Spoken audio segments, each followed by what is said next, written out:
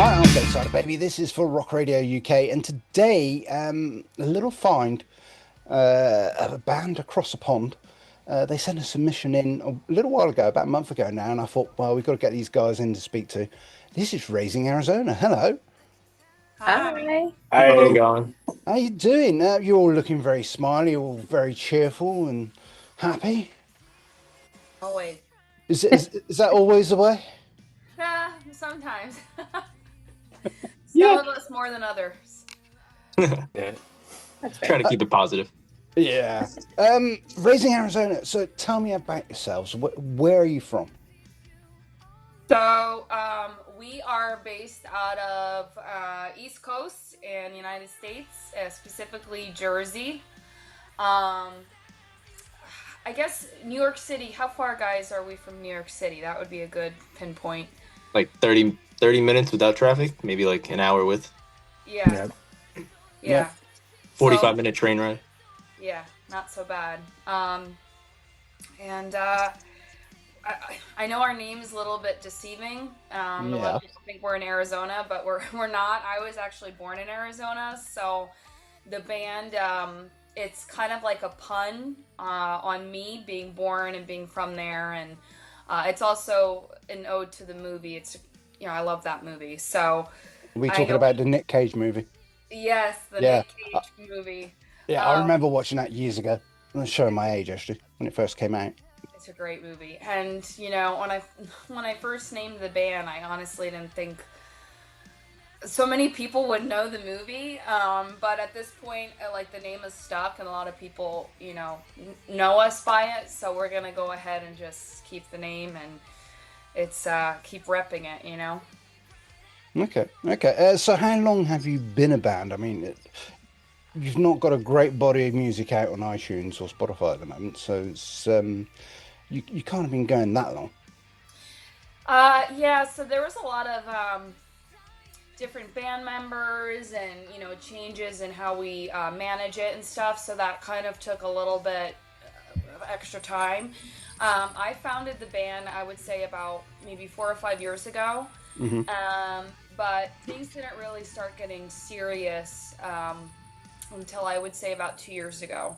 We got a new lineup of people. We started really putting our heads down and writing. Um, and so, I mean, I would say about 5 years, but we're really, I think, at this point, probably the best place we've ever been. Okay. Um, and so we are currently writing, which part of the reason that we don't have a lot of songs out right now is because we had a change of members. We're also working with a new producer.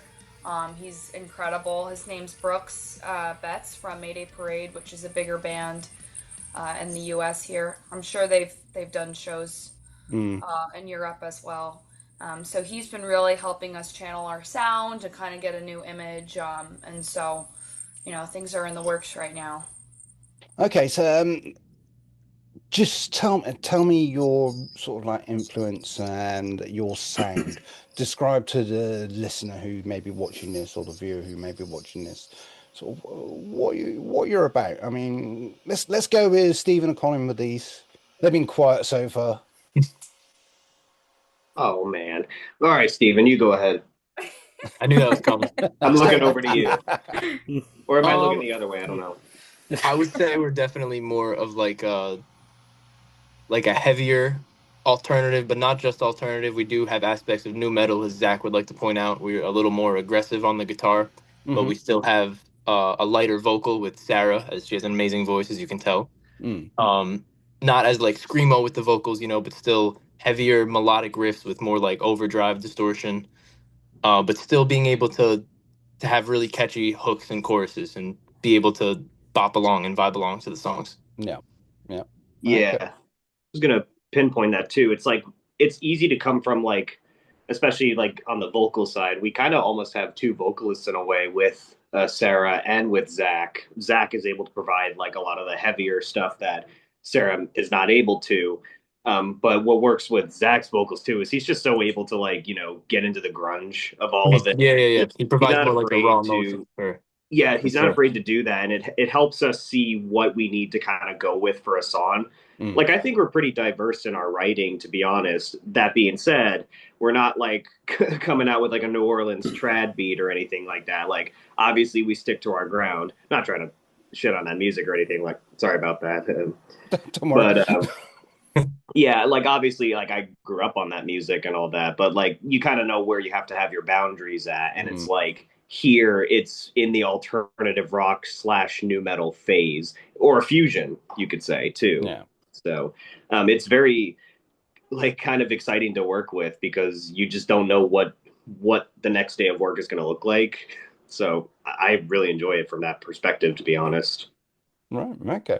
Zach, you're nodding away up there, so you seem to be Yeah. agreeing. Absolutely, yeah.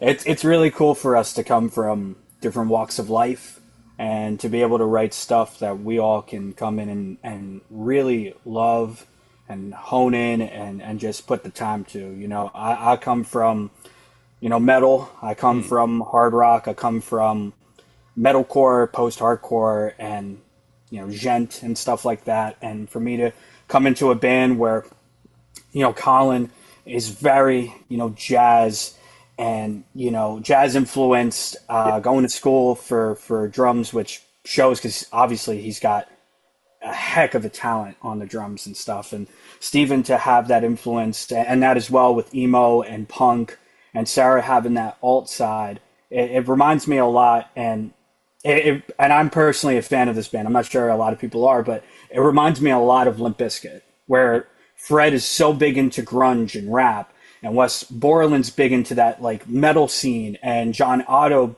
drums to a lot of Brazilian beats and stuff like that. And then you have a DJ in there, and it's like, how do these people with different influences come in and write, to me, incredible music? And I think that we're able to pull it off in such a way where a lot of people who come to see us and a lot of people who do check us out, they really do like that. How we just come down to writing and to recording, and we really give it our all. And I'm really happy with how everything comes out. I mean, with the five of you, it seems like a good chemistry working together and then just bouncing off of each other. So, is that Yeah, how it is? yeah, absolutely. I think we never leave anything out. We always try everything. It's always good to have more and not use it than the other way around. So it's awesome. We try everything. We use our ears. We try to be a listener and a servant of the song, and it's good on us because of that, the song doesn't suffer. The song has exactly what it needs. So yeah, I think we bode really well with one another. We really mesh well, and we have that synergy, and it shows. Okay. Nat, you're very quiet down there. I'm going to say hello to you, just ask you how you are, because you've been very quiet and very patient. Yeah, that's me, and they'll tell you. I sit here and I listen, and I'm here to answer all things. But I'm good. How are you? Well, thank you for asking. Zach's laughing. Right. Let's talk about the single, I Would Run. Who wants to answer that? Who wants to tell me all about that?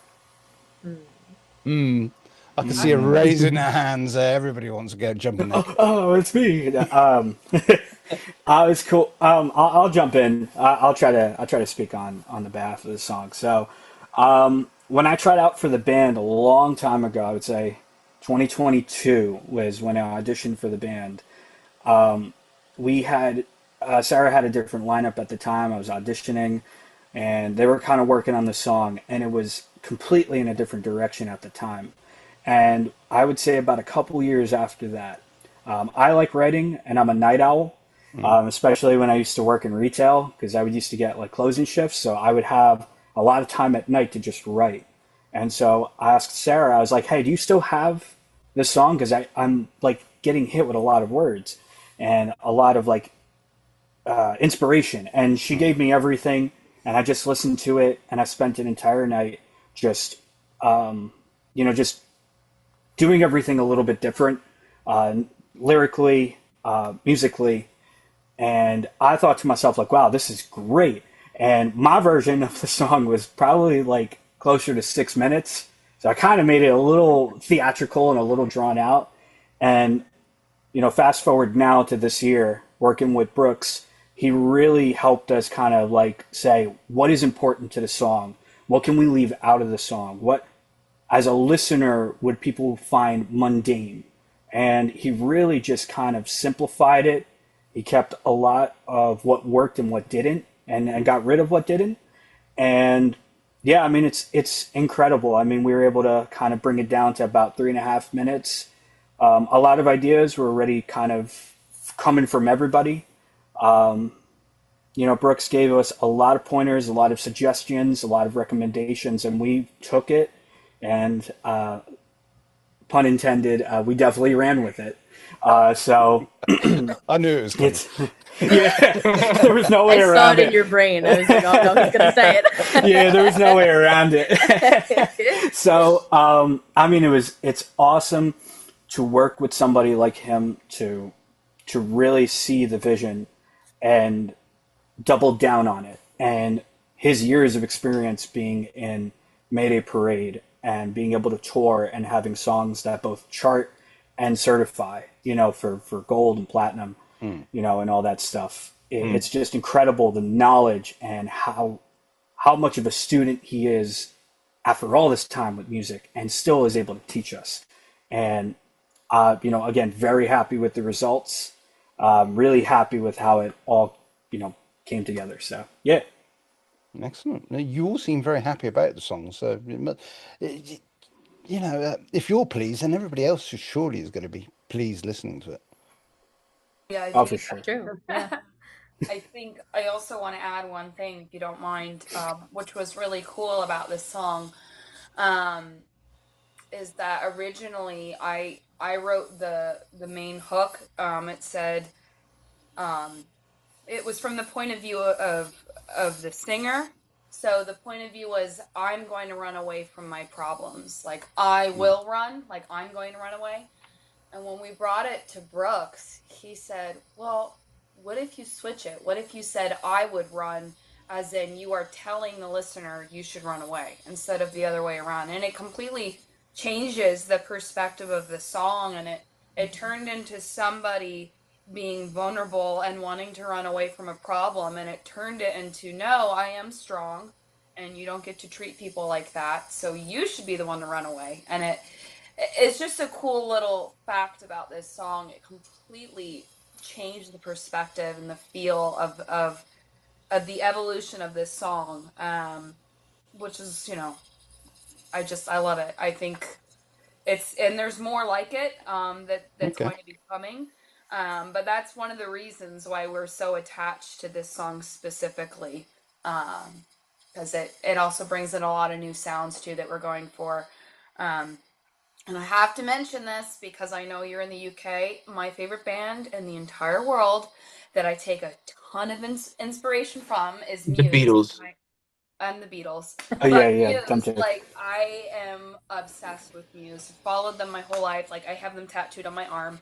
Okay. And one of the things that they do a lot that I like that we're doing with Run is Matt Bellamy. He takes elements of classical music, of electronic music, and he create every album that they release is different. And I think that's one thing that we're starting to find. Like Zach said, we're a servant to the song, we're a servant to the listener, to the to the story that we're telling, and that our sound can change and it does more.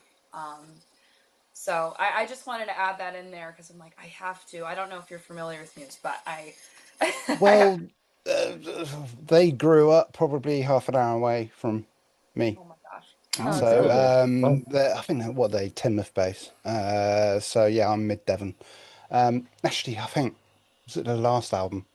I think it might have been the last album. They did a secret gig at the Cavern in Exeter, which is like a 200 capacity uh, venue. Sort of, as it says, a cavern is just an underground, grotty little venue, which people obviously it was sold out in seconds, but Right. I never So got cool. tickets, and they didn't invite me. I don't know why they didn't, but there you go. Oh no.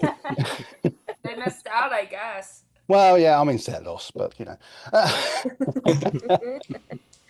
anyway, I mean, what I take from that is the single I would run is like is almost found your center point and where you're going to be working around musically around that kind of area now. So, what is the future holding? What are you doing? So currently we are writing a lot of the stuff that we had in the woodwork. We're bringing it to Brooks, our producer. So we're working on one called The Tempest right now, and we're in pre-pro right now. So which means we're kind of recording and getting an idea of what we want it to sound like, and then from there we go back to the studio and record, the real thing. So the goal is to keep releasing music, like honestly, every 4 months at least. And then while we're doing that, we're also booking shows, mainly focused here on the East Coast. But my dream eventually is to do a tour, a US tour. And oh my gosh, if we could do a tour in Europe, I would love that.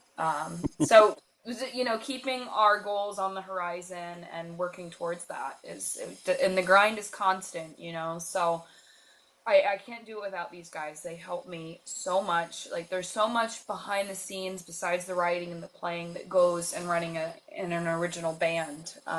And just kudos to you for reaching out, because it's your channels like you that help support us and get the word out about our music, and we just feel so humbled and lucky. All of the support that we've gotten from this latest single, I mean, it makes everything that we do worth it, that people are listening and interested, and it's really cool. It's a cool thing to see.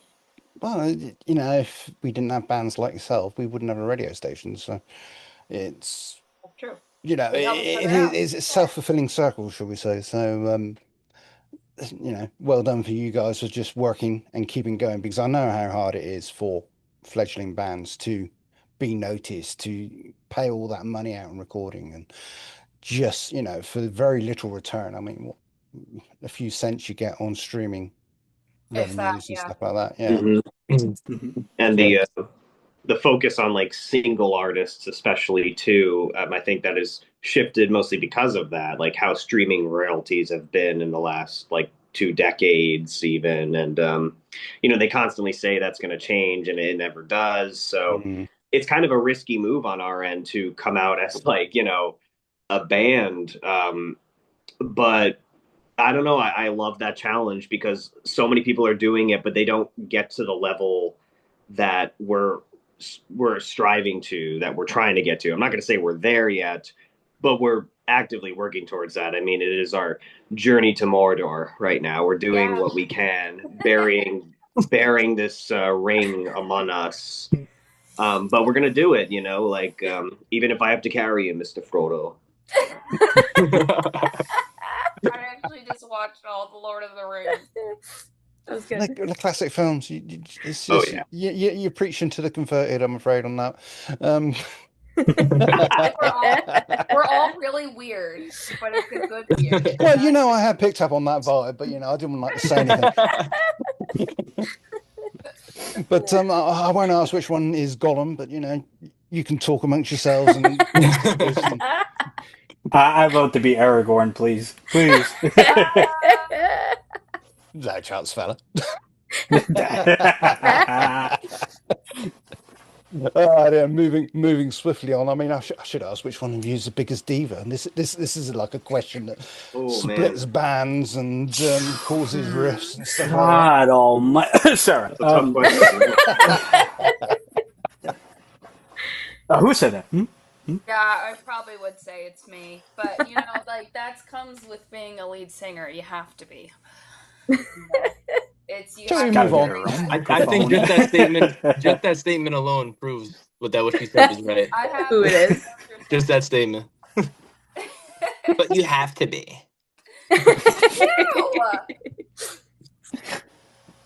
Okay, I'm not going to hold up your time too much longer before I do break the band up. I Would Run is out now on all streaming platforms. I'm going to be playing it like crazy on the radio now. This interview's been out, so I urge everybody just to find Raising Arizona, not the film, but the band. Give them a follow, give them a like on Instagram or whatever, and I think there's big things to come. Thank you so much. Thank you. Thank you. We appreciate that. Yeah, guys, thank you very much for your time. Raising Arizona. Appreciate it. Thank Thank you. you. Thank you. Thank you for your time.